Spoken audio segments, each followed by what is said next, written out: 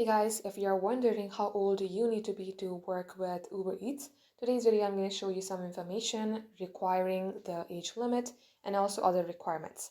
So for that, open your browser, type in Uber Eats job requirements. You wish to become a delivery driver using Uber Eats, go ahead and open that specific link. Now, as you do that, what you have to do is you have to read through these pages. Let's wait for this page to be loaded completely. Scroll all the way below. These are all the requirements, but if you would like to see the age requirements, you will see it right here. It says delivered by car. You need to be at least 19 years old.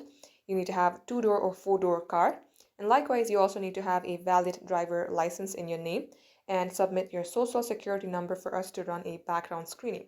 If you own a vehicle like scooter, you may go ahead and read these requirements. If you would like to do it with bicycle or on foot, these are the requirements for it. So guys, these are all the requirements that you need to fulfill if you would like to work with Uber Eats. Thank you for watching.